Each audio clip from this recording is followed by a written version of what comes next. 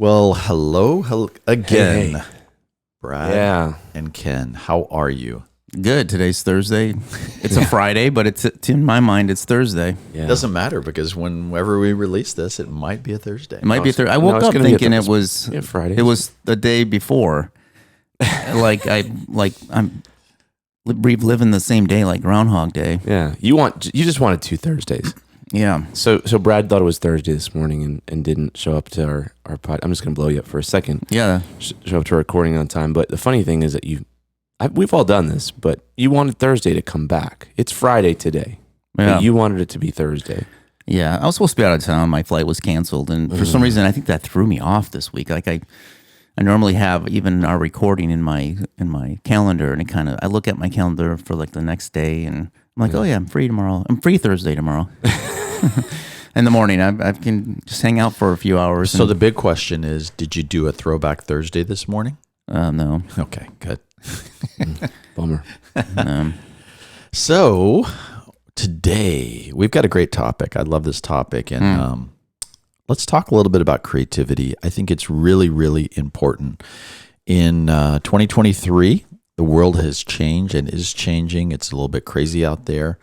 And we have friends and colleagues and people who listen to the podcast who are going through their own life changes, whether it's shifting their business, rethinking, maybe gone through some layoffs. Their leadership styles have changed because people are hybrid or remote, and everything's a little bit upside down. It's a great time and a necessary time, I believe, to think a little bit differently. So one of the things that Ken and I talked about while we were waiting for Brad this morning is it's second nature for us as agency people and creative people to forget that a lot of times people out in the business world don't think the same way we do, and businesses pay us to think the way that we do.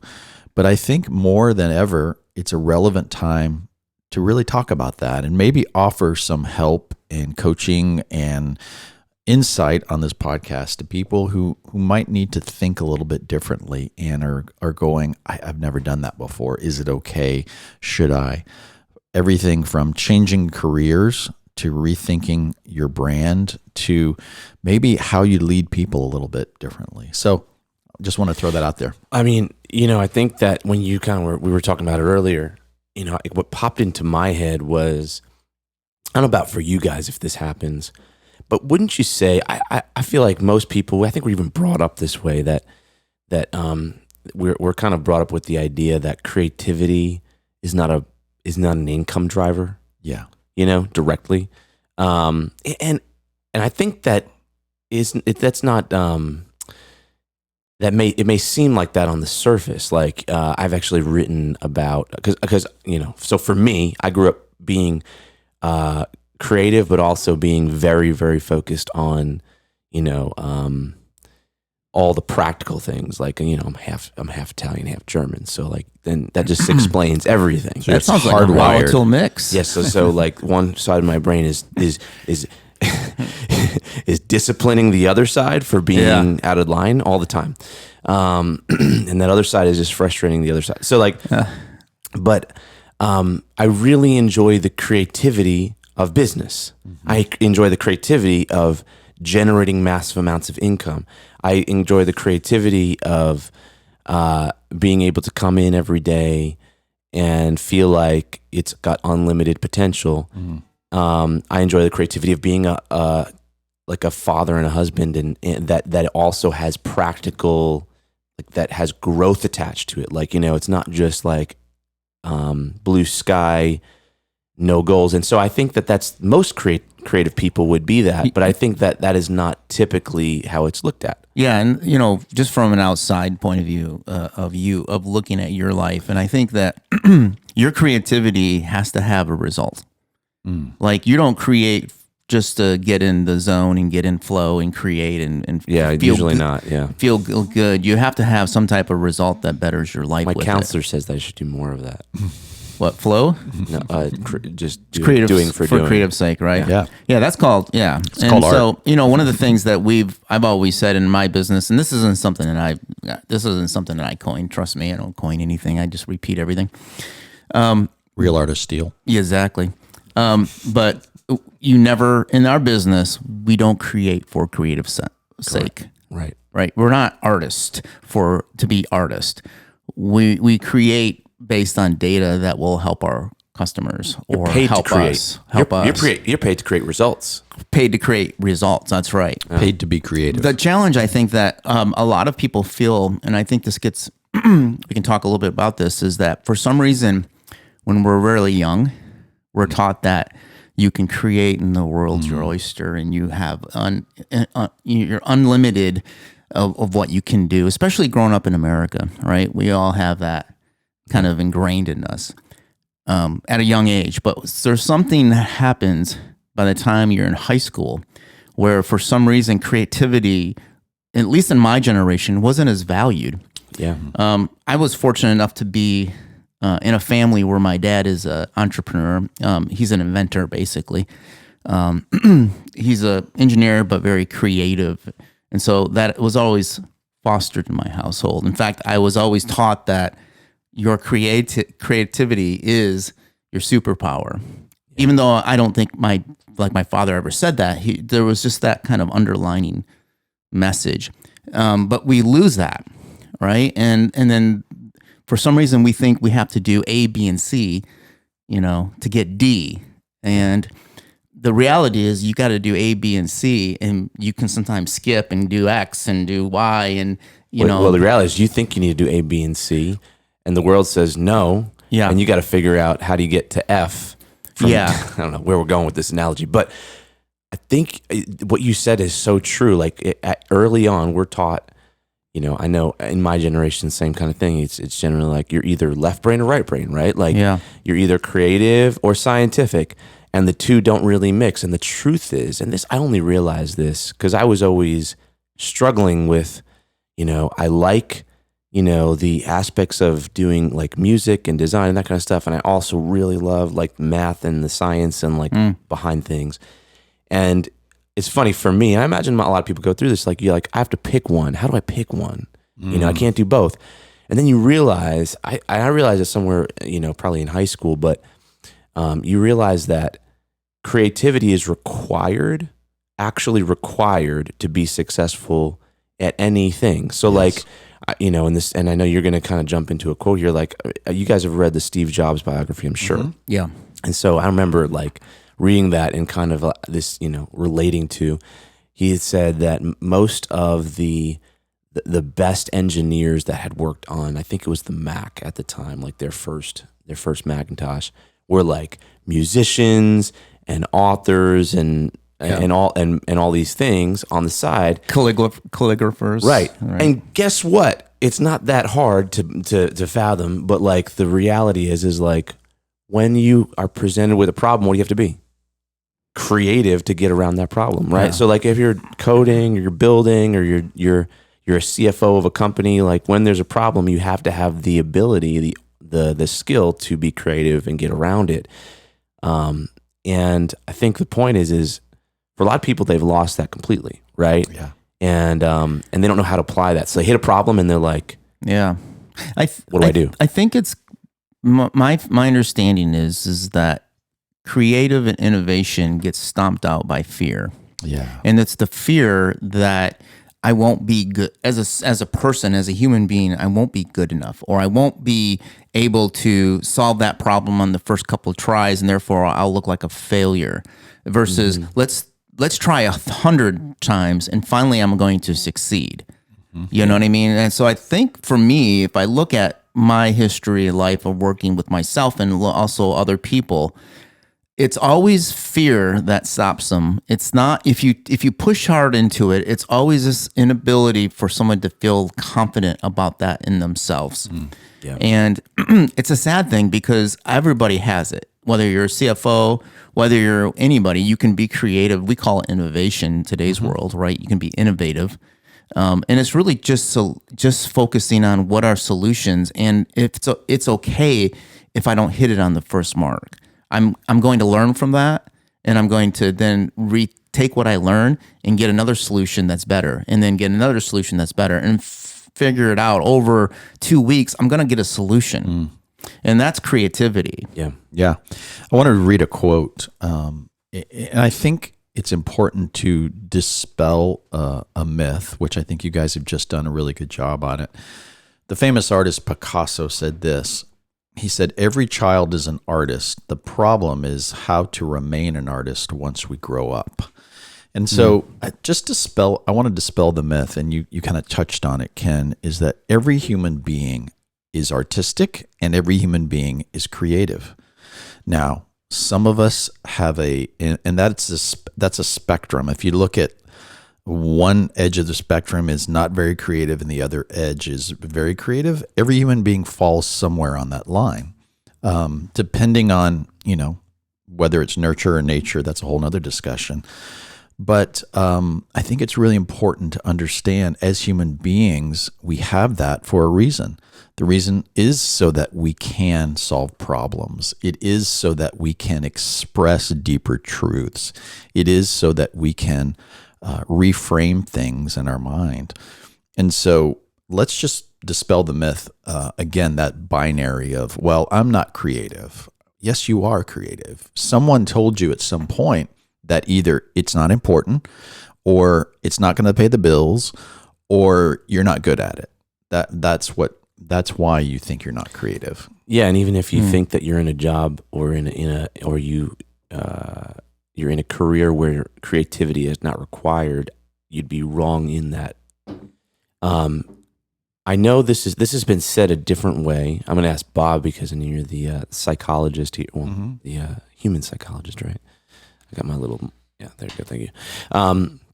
But I've heard it said a different way that like the only thing that makes humans different from, or one of them, the one thing or the one main thing that makes humans different than other mammals is I don't want to say their ability to be creative, right? Humans can see a vision and make it reality, right? That is being creative, the ability to imagine something and then bring it to light. Like there's no other mammal animal on this entire planet that invents stuff, right?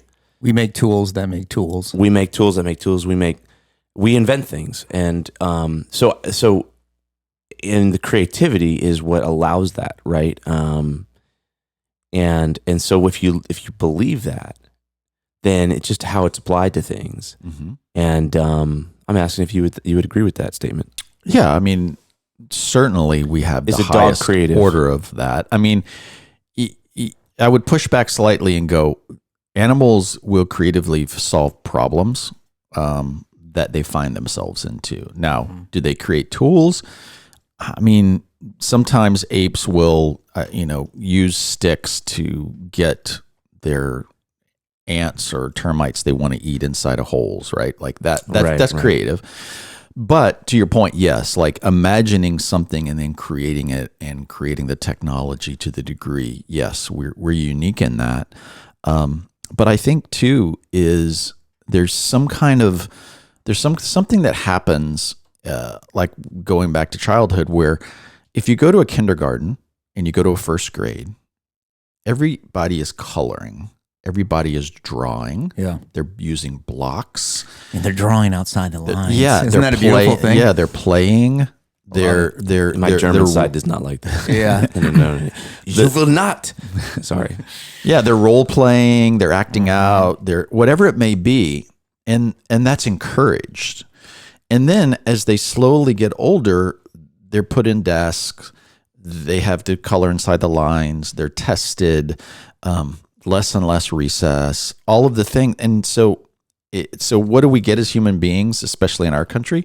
We're like, it's not valued and it's not important. These other things are more important. And then we get phrases like starving artist. Right, yeah. And unless your parents are highly creative, but most kids come home and go, all right, Dad, I'm a senior and I know what I'm going to do with my life. I'm going to be an artist. Yeah. Unless you're in Nashville where you're here. Right? Exactly. Like then they're like, yeah. Most parents or many parents would go, you sure you want to do that? I know. You know? So Vanderbilt Law School seems like a much better option. Yeah. So and why is that? So let's talk about that. Why? Why? And well, I think it's done in good. I think it's done in good intent. But why? I think why it's do a we lack not of understanding Yeah. of generations of a lack of understanding of really what makes our world go around, right? Yeah. And what is really I think people have an inability to see. Actually, they think that these people like Elon Musk are just incredibly lucky. They're incredibly lucky, but the reality or they think that they're a genius, and there's only a few of them. There's only a few of them in the world, right? And though there may be a perfect mix that makes Elon Musk a little more apt to do what he's doing, like Steve Jobs did. They kind of live in this reality that's not real. But the reality is not that it's not real. It's just that it lacks fear.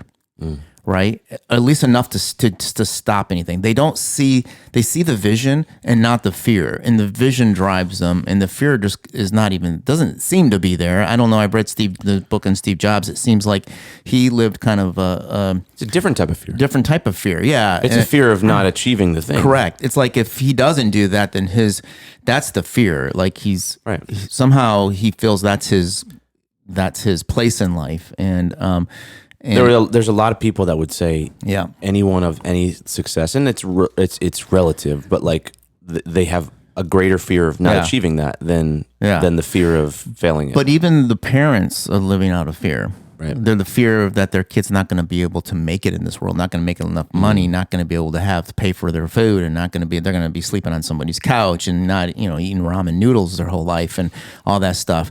But the most successful people that I've seen are the ones who have that creative bent. Now, when I say creative, I don't mean artist. I don't mean that they're artists, but they're creative in whatever they're doing, right? They're artists in their own sense. And I think to me, that is like maybe for us too, because we're kind of all bent that way and we're all entrepreneurial in our mindset, is that we see that is the key to growth. That's the key to success.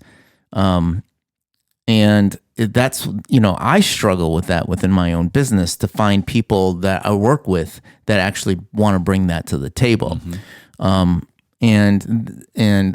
you also have to have the freedom to do that as well, and let's face it, there's certain employees that you have that you just need to get something done, and you need a process that is kind of rote and just follow this, ABC. Don't veer off. Don't go rogue, because it's going to throw a wrench so it's that fine line of understanding the roles as well, and trying to at least give people freedoms to say, hey, if you can find efficiencies in here, that's a creative challenge.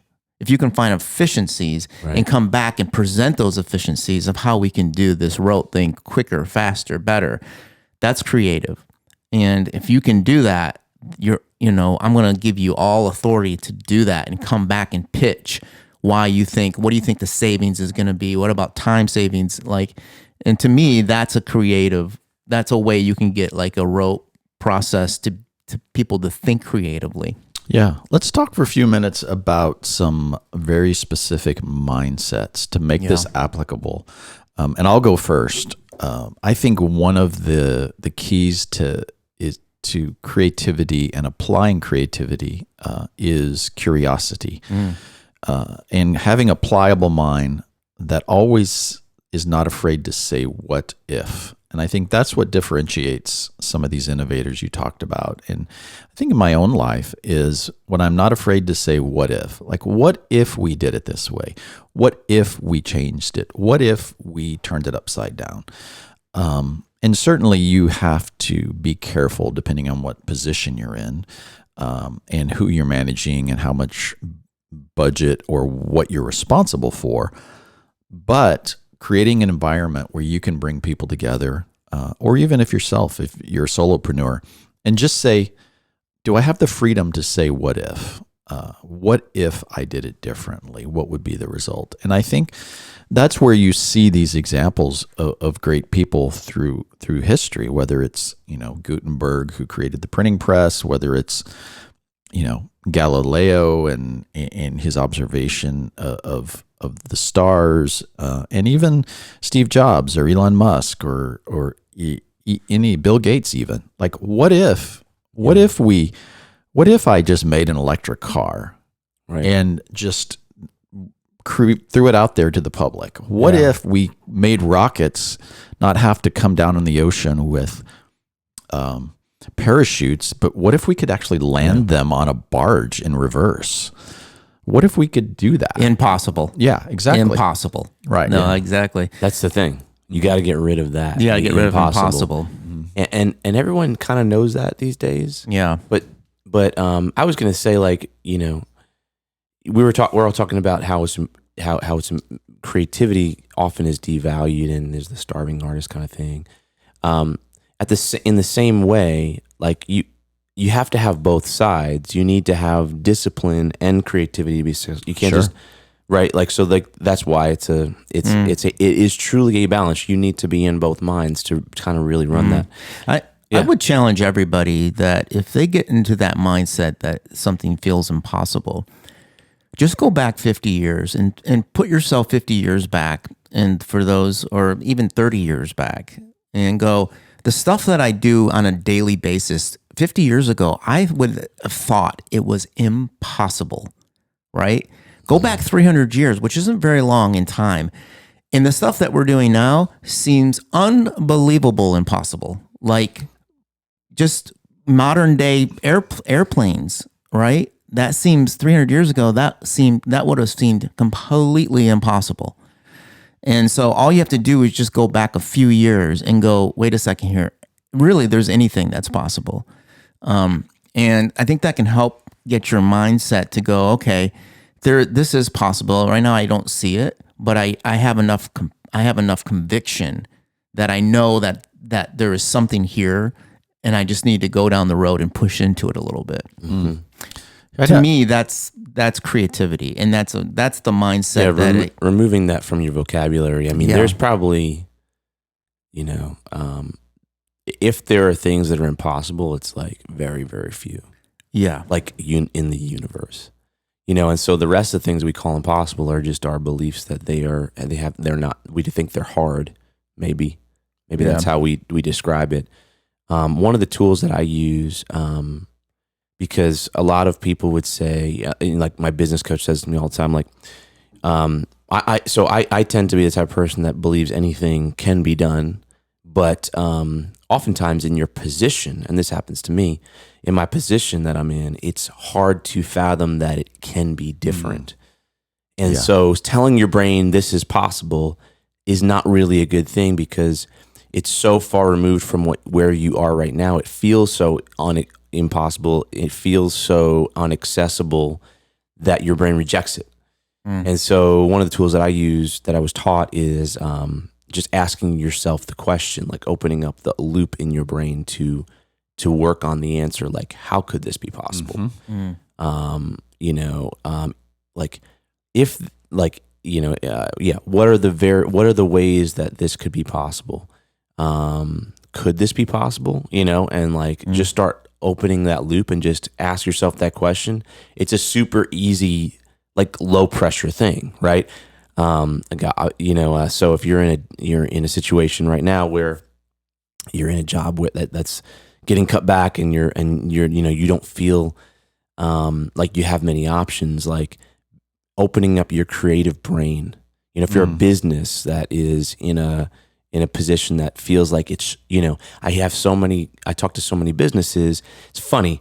They're like split down the middle. 50% of them are like, oh man, we're pulling back because it's, the economy's like going, and 50% of them are like, we're accelerating because we see opportunity. Right. I mean, clearly, like, both things are not, the truth is both things can exist together because it's their perspective. And so being able to change your perspective and understand that I think the thing that you see as potentially happening, like the economy being bad, so it's going to be difficult, or the economy being bad, so it's going to be great, is surely based on, it's directly proportionate to the number of ideas that you have. Like the creativity that you have around, oh, wow. So if there's going to be a challenging economy, like I can choose to accept just the only idea that I have, which is like keep doing the same thing I'm doing and it'll be hard, or I can choose to be creative about other ways. What are some ways that this could be the best year of our business? That sounds like maybe cliche to say that, but I promise you, if you ask yourself that question and really spend time on it, you'll actually find really great answers. And it could be the actual best year because of that process. That's good. I think another tool is, I think this was a mindset in our parents' generation, and it's not so prevalent today, but I think the leftover mentality still exists. And that's this, that you must lock in and determine what you are going to be and do for your life and career. And I know that people are always changing jobs, but there's still that kind of like, well, I'm this and I'm good at this. And I think one of the shifts that's really helpful in developing a creative mindset, a pliable mindset, is to give yourself permission to realize that life is stages. So give yourself permission to go, I've got X amount of stages in my life, and every 5 or 7 years, that's about how I want to look at my life in chunks and go, what do I want to do with this stage of my life? Not what do I want to do with my life, but start teaching kids from the time they're in junior high and high school. It's like, you don't have to know what you want to be when you grow up. You don't have to figure out a career. What do you want to do for the next 5 to 7 years? What do you want to learn? And then after that, because here's hindsight's 2020.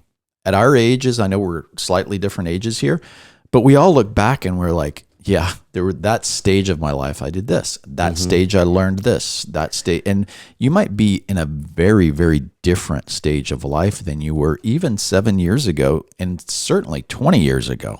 So I think being able to like flip that switch, and if you're 20 listening to this, if you're 50 listening to this, if you're 70 listening to this, give yourself permission to go, okay, what do I want to do at this stage of my life? Because you have different assets at different stages too. And it might be totally different. It might be total, and feel free. If you want to change your career, how can you get to that point? Your mind is optimized in different ways at different stages. You know, you have different wisdom. You have different resources at your availability. And so it only makes sense to think about how you adjust things based on that. It kind of would be, when you say it that way, it's kind of dumb to say, yeah, I'm going to pick this one when I'm 5 and I'm going to do it forever, no matter what. You know, one of the things I like to talk about a little bit, Bob, maybe you can put some insight into this, because I know you, we spend a lot of personal time thinking about today, the minute we're in right now, which is fine. And, you know, you've got to be in the moment, and I think that's great. But we also spend a lot of time looking backwards and regret. And that takes a lot of energy and headspace. And, you know, it's funny because we kind of joke around with our office. We have people who literally don't think about, they're not future thinkers. That's okay. That's not where they are. They're just today thinkers. They think, what do I got to get done today? And how do I make it all happen? Right. And I don't like today because I can't change today. Today I'm living in it. There's nothing I can do that I can change right now, but I can change the future, meaning I can have impact into the future. Sometimes I'm a little too far out there. Like I'm thinking all the time about 6 months down the road, or a year down the road, or 2 years down the road. But I think one of the things that everybody, and I think we can all get behind this, is that one of the detriments is that we spend time thinking about the loss of the past. And it's not a positive thing that we think about. It's always what we didn't do right. It's like you're beating yourself up. And I think that's always a challenge, right? Is like what I didn't do right, what I didn't get right, what I should have done, what I didn't do. You can't change. You can't even change today. I can't change tomorrow, in the past. So, but I think we spend a lot of time there. And I think, and it's hard, right? And so I think part of that is just this thing of trying to understand where you spend your thoughts and your time, because where your thoughts are, that's where you're going to be going toward, right? And I think that's part of the thing that I see that has really, really dampened people's creativity is thinking about what they would have, didn't do. Or they weren't good at it before, therefore they're not going to be good at it in the future. And you could flip the other side of that and spend that time finding your highlight reels, right, of the past. Yeah, and that's good, right? And then so like we all look back, right? So the glory days. What if you could?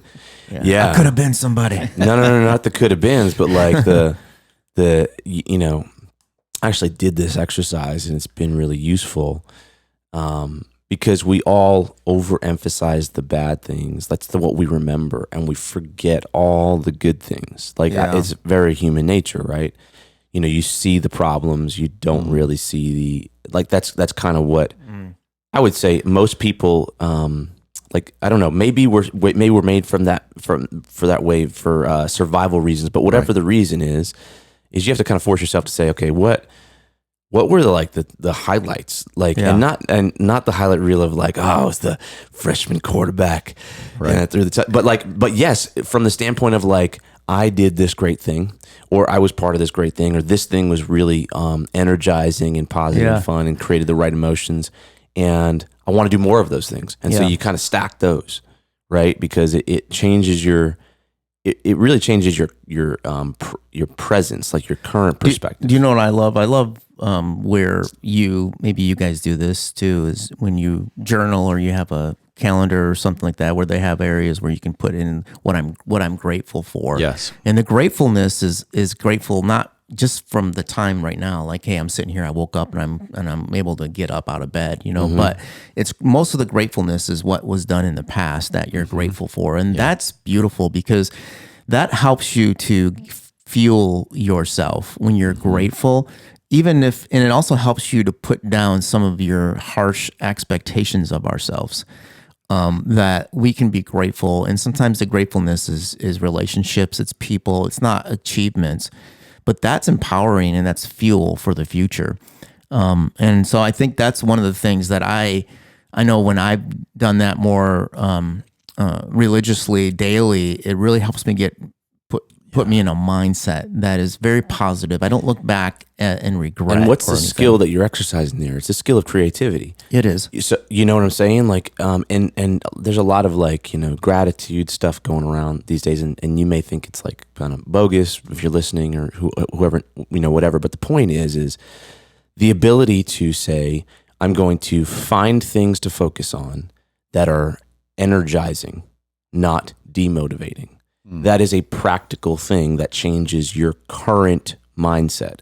So how you look at the current position you're in and your current problems, that you can change based on doing this exercise of gratitude and that's good. That kind of stuff. And it takes creativity to do that. Yeah, I would say too, for me, I struggle with that too, you know, regret. I was talking to, I was on a marketing panel at a local university this week, and I was talking to students who were in the business department, business class, and the question was, what advice can you give now that you're at this stage in your life? And one of the biggest pieces that hit me pretty hard, and I shared with them, is that, you know, they're all very eager. I could see it on their faces. They're ready to get out and, you know, just kill it in the workplace. You know, a lot of them are seniors, and they have these big dreams, and it's exciting to be around that energy. But I told them, I said, you will just take this piece of advice, write it down. You will learn more from your failures than you will learn from your successes. So fail fast, lean into it, and see the value in it and learn in it. And that's hard to take and understand until you have that lived experience and look back, because again, hindsight is 20/20.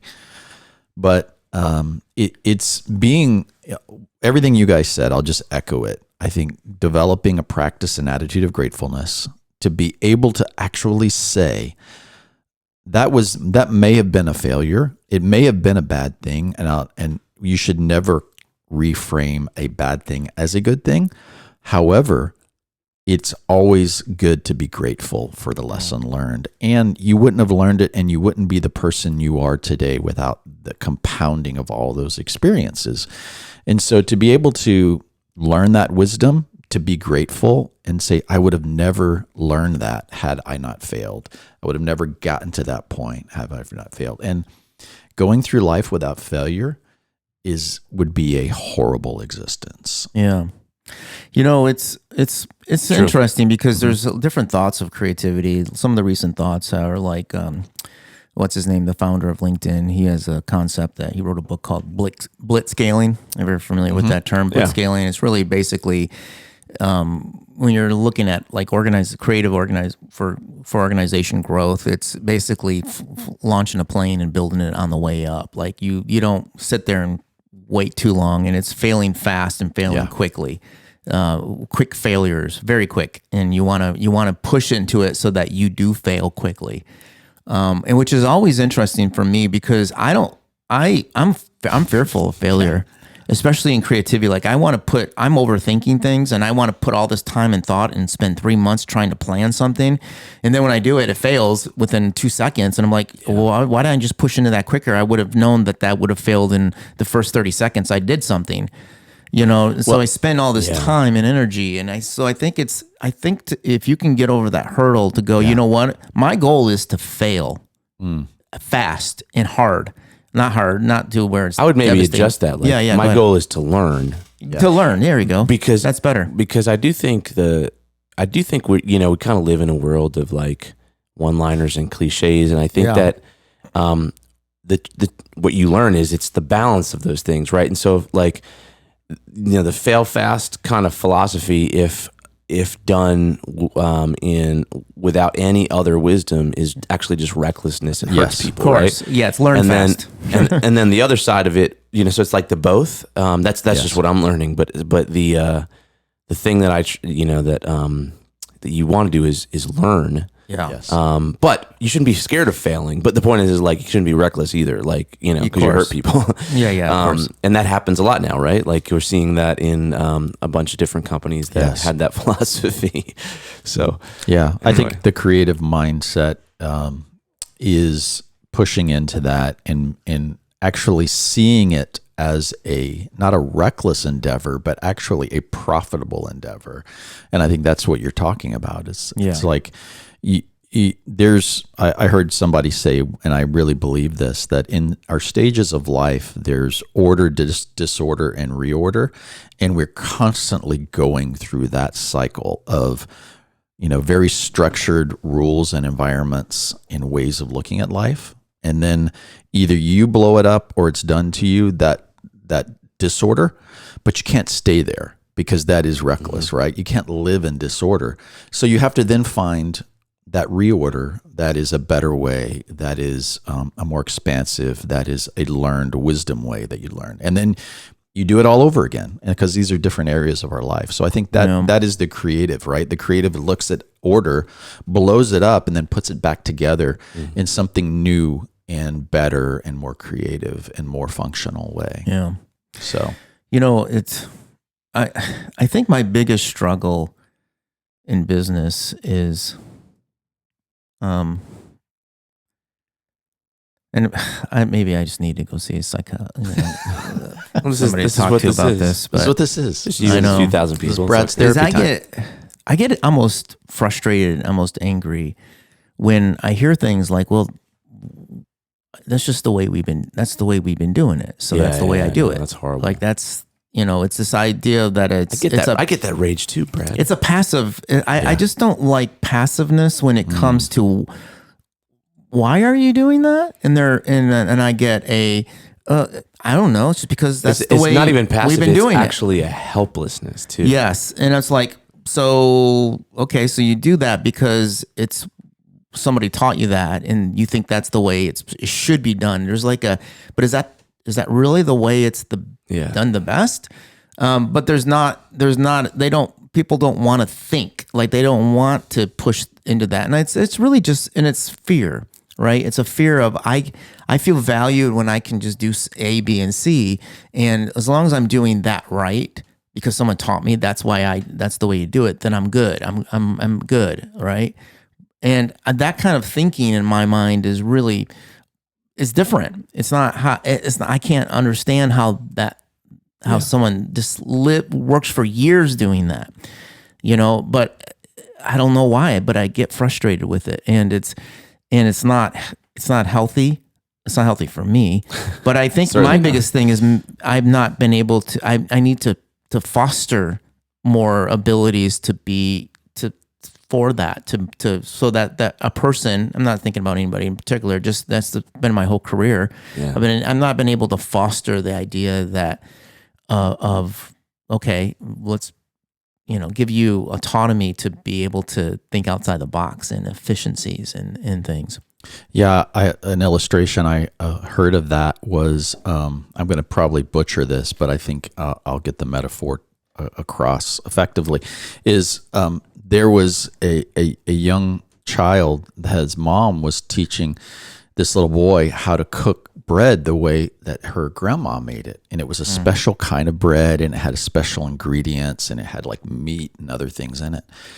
And so they were going through, and at the end, she's like, you've got to cut off each side about a half an inch, because, that's what gives it the ability to breathe, and it gives it that special taste. So the kid made the bread and said, I still don't understand why we're cutting off the ends. And the woman said, well, this is the way my mom always taught us. And so the kid goes to Grandma, why cut off the ends of this bread before you put it in the oven? Says, well, because that gives it the freedom to breathe, and to gives it, it's what's the magic, gives it special flavor. And besides, it's the way that my mom always taught it.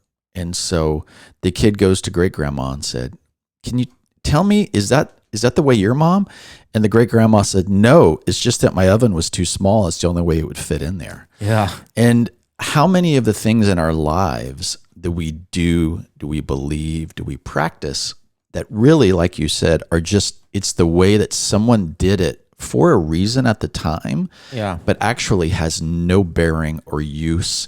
But we believe that it's important, rather than going, what if we did it differently? Yeah. And I think that's the curiosity that you're talking about pushing into the why, right? And why do I do that? And does it really make sense to me, or is there a better way? But hey guys, I know we're running out of time here, but this has been a good discussion. I'd like to pick this up again down the road. And I mean, obviously it's applicable in people's lives who maybe don't value creativity, maybe don't think about it the same way, or maybe just don't feel like they have it because they do.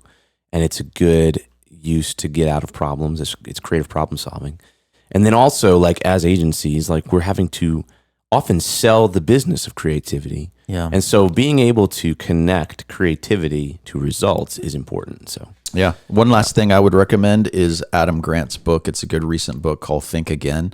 It's about how to think and have a pliable mind. So I've enjoyed that book. But gentlemen, thank you. It's good. Appreciate it. Yeah. Until next time. Bye. Bye-bye.